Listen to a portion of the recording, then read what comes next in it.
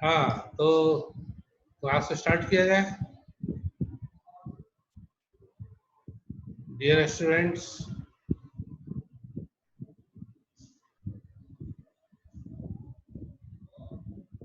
All are present और not?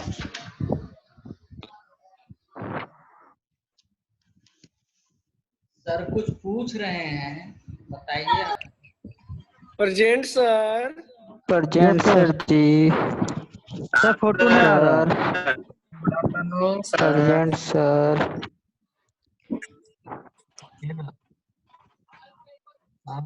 Class start करें। Sir yes sir. Good afternoon.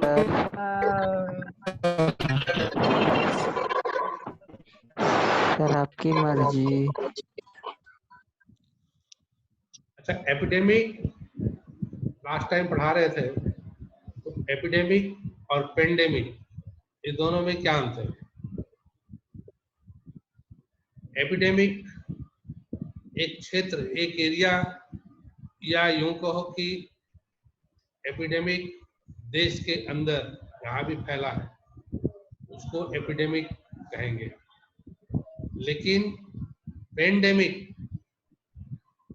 ये देश, एरिया, जो क्षेत्र है उस डिस्ट्रिक्ट या स्टेट, इंटर स्टेट और कई स्टेट में भी फैला हुआ है। इसके अलावा देश को छोड़ के विदेश में भी फैला हुआ है, और एक भी देश के अलावा कई विदेशी राज्यों में अगर वायरस फैल गया है, एक ही वायरस फैला हुआ है, उसको पेंडेमिक कहते हैं। ये इस तरह का पेंडेमिक करीब प्रत्येक 100 साल में एक बार आता है। इसके पहले 1720 में आया था, फिर 1820 में आया, फिर 1920 में आया, और अभी तो देख ही रहे हो, अरे 2020 में भी आया हुआ है।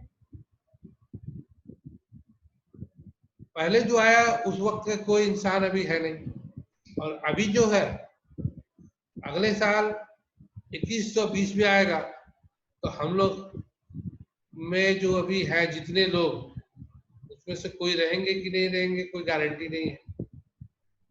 उस वक्त भी जितने लोग नए रहेंगे वो लोग ये सोचेंगे कि भाई पहली दफा ये बीमारी आई है, क्योंकि 100 साल पहले, 200 साल पहले का किसी को कोई जानकारी रहेगा नहीं, और डे बाय डे आगे की ओर ही लोग बढ़ेंगे। पीछे का कोई याद रखता नहीं, और रखना भी नहीं चाहता, पीछे कोई घूम के देखना नहीं चाहता। तो अभी 1720, 1820 और 1920। 1720 में मार्सिले का प्लेग आया था। बुबेनिक प्लेग ने पूरे विश्व में लाखों लोगों को मौत की नींद सुला दिया था। ये 1720 में है।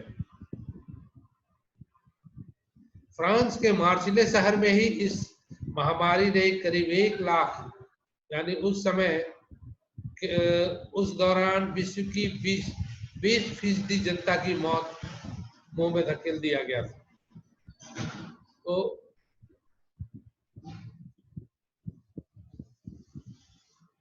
एशिया और इजिप्ट में इस बीमारी का खास प्रभाव पड़ा था। एशिया या इतिहासकारों के मुताबिक इस बीमारी से यूरोप, अफ्रीका और एशिया में 7 करोड़ लोगों की मौत की अनुमान लगाया गया था 1720 में। इस बीमारी का प्रकोप 19वीं सदी के आखिर तक रहा, और लाखों लोगों को जान से हाथ धोना पड़ा था।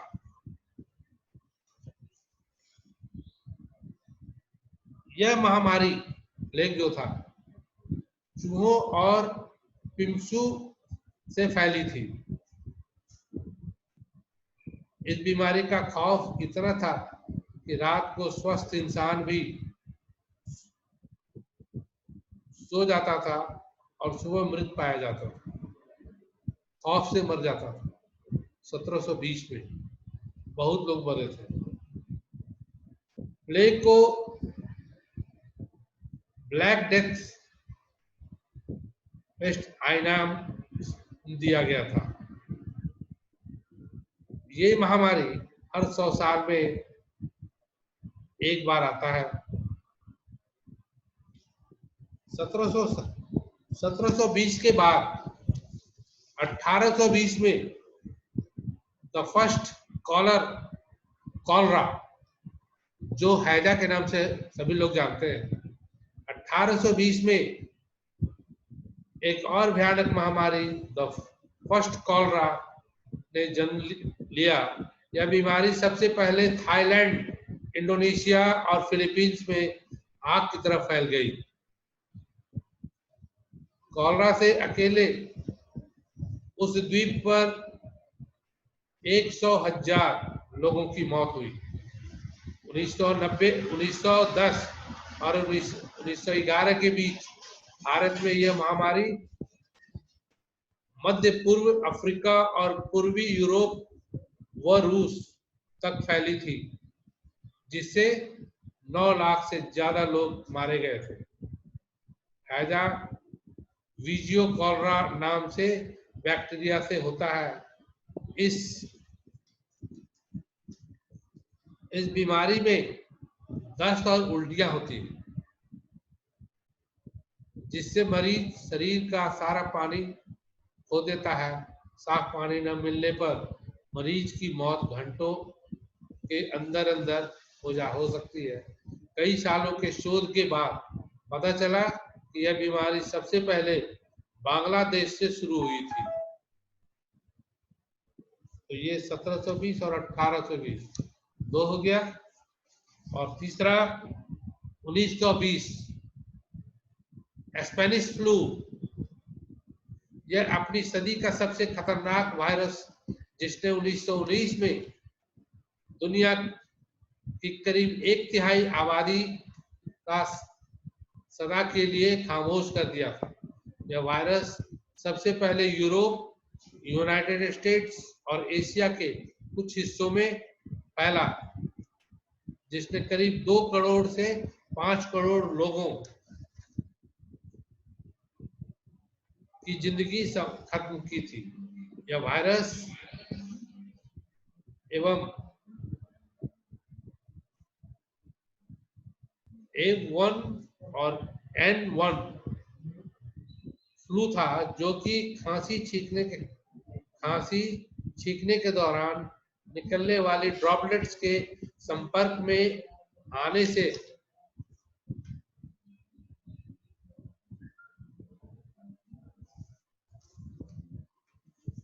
फैलता था।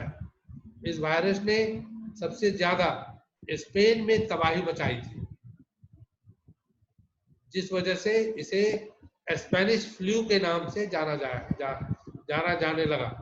अकेले भारत में ही इस बीमारी ने करीब 2 करोड़ लोगों की जान चली गई थी। तो ये पेंडेमिक हर 100 साल में नाम बदलकर इस साल कोरोना वायरस आया। अब 100 साल के बाद 2120 में किस नाम से आएगा, ये तो उस वक्त देखा जाएगा, समझा जाएगा। जो लोग रहेंगे वो समझेंगे। तो ये हो गया एपिडेमिक और पेंडेमिक का कुछ हिस्ट्री, जो 1720, 1820, 1920 और अभी जो चल रहा है 2020 आपने देख लिया।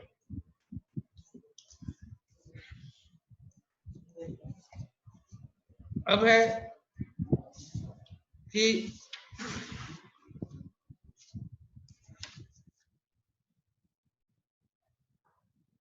पेंडेमिक एक इन्फ्लुएंजा भी है।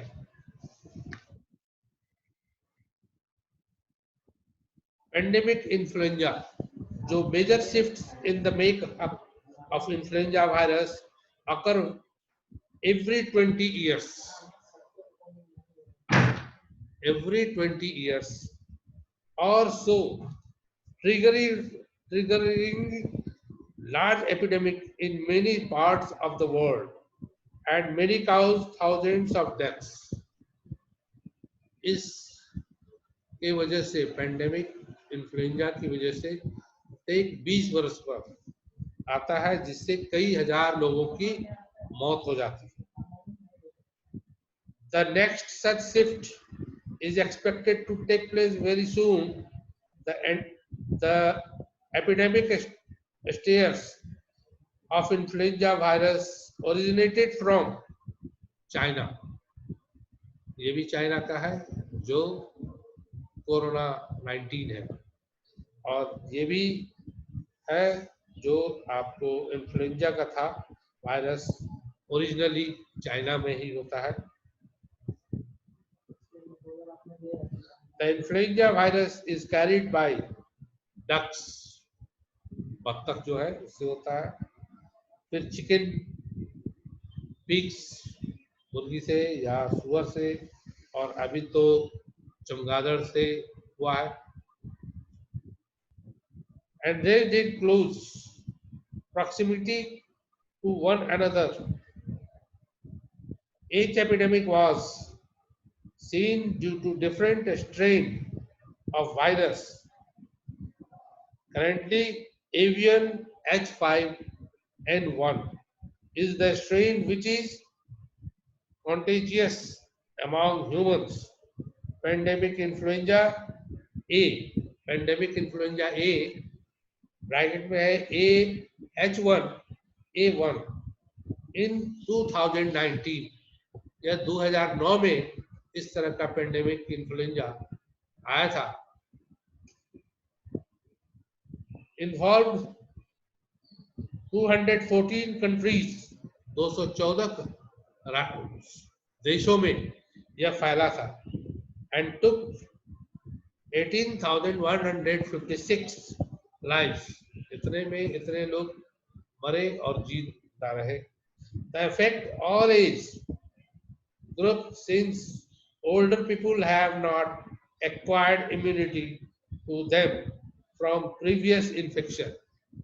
इस previous infection से जो कुछ लोग बचे, कुछ संभल सके, कुछ बुजुर्ग लोग इससे गुजर गए. तो हर प्रत्येक साल 20 वर्ष पर या 100 साल में इस तरह का एपिडेमिक या पेंडेमिक बीच बीच में आते रहता है. जो आपातकालीन प्रकोप है, ये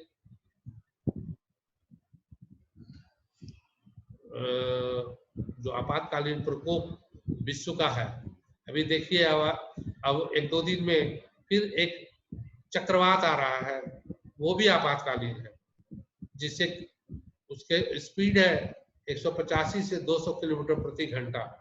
अब उसमें कितने लोग की मृत्यु होगी, कितने पेड़ उखड़ जाएंगे, कितने लोग बर्बाद हो जाएंगे, ये भी घुमा फिरा के प्रकृति का प्रकोप है जो हम लोग उसको बर्दाश्त करते हैं और उसी में अपने आप को बचाते रहना है. चाहे भूकंप आवे, चाहे वायरस आवे, या कोल्ड एक्सपोजर हो, या हॉट एक्सपोजर हो. इस तरह का एक्सपोजर होने से सभी इफेक्ट मनुष्यों पर ही पड़ता है. कभी अर्थक्वेक आ गया, कभी तूफान आ जाता है, कभी आंधी तूफान आता है, तो इनसे कभी बिजली चमकती है और ठनका गिरता है, उससे भी कुछ लोग गुजर जाते हैं. तो ये आकस्मिक आपदा है जिसको कोशिश करते हैं लोग कि हम बचें, लेकिन कब, कहां और कैसे कौन गुजर जाएगा इसकी कोई गारंटी नहीं. तो ये आपको 1720, 1820, 1920 और 2020 तो अभी हम लोग चल रहे हैं. 2120 में कितने लोग रहेंगे पता नहीं. तो आपको एपिडेमिक और पेंडेमिक में अंतर बता दिए, और कुछ बचा कि इसमें से आप लोग को क्लियर हो गया है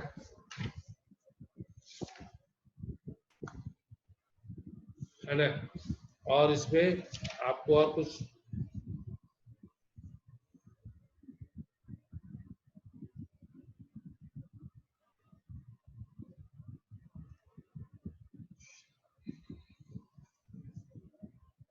लास्ट टाइम आपको वीकनेस ऑफ कोहोर्ट स्टडी बतलाए थे, definition of case control study ये बता ही चुके थे। अब बचा डेफिनेशन ऑफ कोहोर्ट स्टडी और एनालिटिकल स्टडी। तो